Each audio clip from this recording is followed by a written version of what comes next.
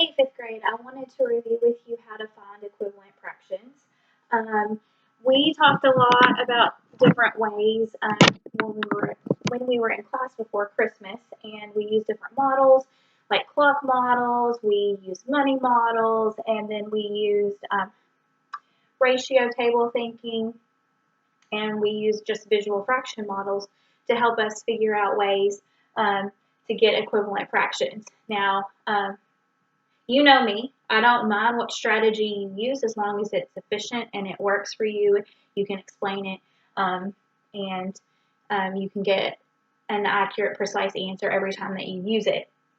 I'm not going to review clock models or money models right now. I am going to review, though, the ratio table thinking or using and relating that to the visual models. Now, we had, if you brought your math notebook home with you, you'll have notes about finding equivalent fractions with visual models and ratio tables. You'll have that sheet in your binder in your strategies and resources section. So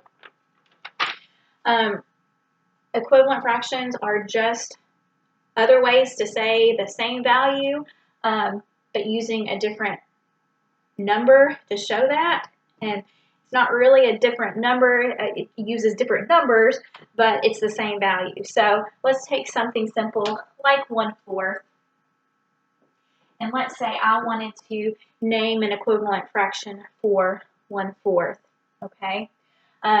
There's an infinite of possibilities, right? There's infinite possibilities. So if we're thinking about the ratio table thinking, what we're doing, and I'm going to show you the visual way for doing this. Let's take a square, or not a square, a rectangle, and let's go ahead and divide it into fourths. I'm going to shade in 1/4. Okay.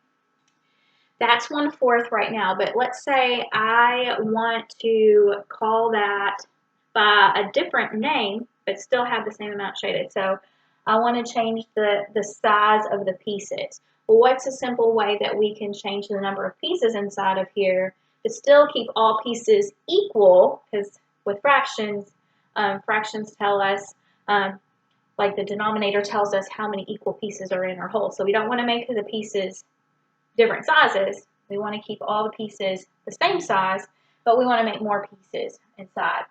So one way we could do that is split all the fourths. Just split them in half, right? So if I split this fourth in half, I can do that with all the other fourths. So I can just make a straight line down, and I've now split all the fourths in half. And what has happened?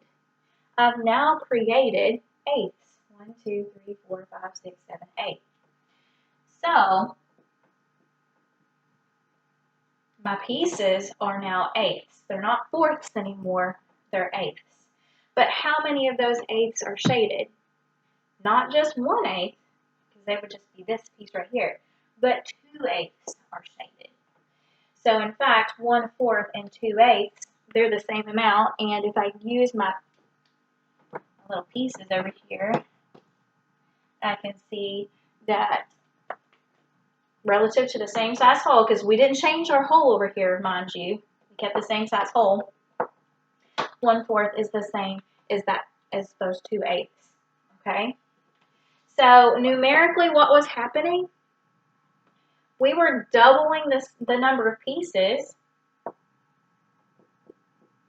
and we were therefore doubling how many pieces were shaded in all, okay? So we were actually multiplying by 2/2, 1/4 times 2/2. Now, let me ask you this. What is 2/2, or what is 2/2? It's 1. So in fact, we were multiplying 1/4 times 1. And what happens when you multiply any number times 1? The value remains unchanged. And that's why we're able to quickly do something like that by multiplying the numerator and the denominator by the same factor and get an equivalent fraction so darn quickly. That's why it works. That is exactly why it works. And we can keep doing that again. In fact, what could I do to 2/8 to create even more equivalent fractions for 1/4? I could split each one of those eighths in half. And now I have 4, 8, 12, 16.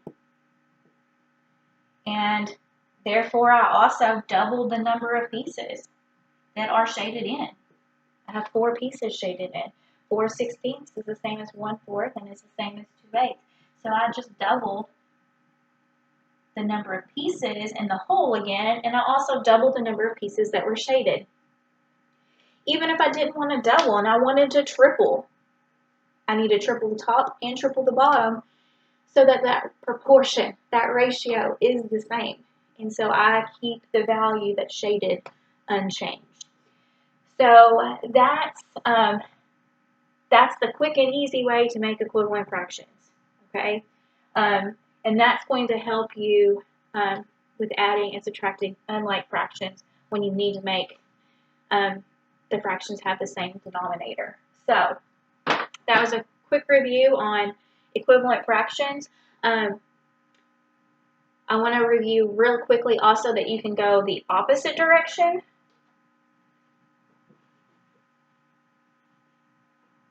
And is this also true when you have, like, let's see here. Let's do 8/12. 8/12.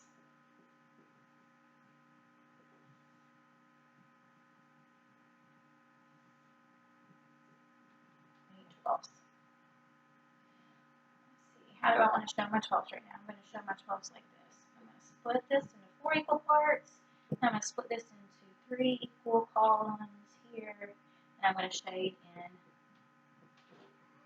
8 of them.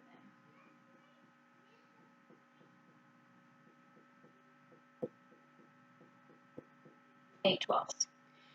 Is it true that I can go the other way instead of multiplying? Can I divide? And the answer is absolutely. If you multiply by the same number on top and bottom, you can also divide by the same number on top or bottom and get what we call a simpler fraction. Okay? And so now I want to think about, is there a way that I can group these together? Because division is all about grouping together and splitting into equal groups, right? I see that I can split these into groups of 4, right? So therefore, if I divide by 4, then that means I have 3 equal groups. Notice how I went from 12 individual squares and I grouped together 4 of them at a time. And now I have, you see these 3 loops here? Now I have 3 groups. But how many of those groups are shaded? Okay? I did have 1, 2, 3, 4, 5, 6, 7, 8 out of 12 shaded, but now I've got 3 equal groups and 2 of those groups are shaded. I split the 8 into groups of 4 as well. And so now I have 2 groups that are shaded and 3 whole groups in all. Okay, so that's actually taking a fraction and what we call reducing it to simplest form. But it's the same kind of concept. If you multiply by the same on top and bottom, you can get an equivalent fraction. If you divide by the same number on top and bottom, you can get an equivalent fraction. So that's a review of equivalent fractions, and we're going to be using that in our next video to help us quickly add and subtract unlike fractions.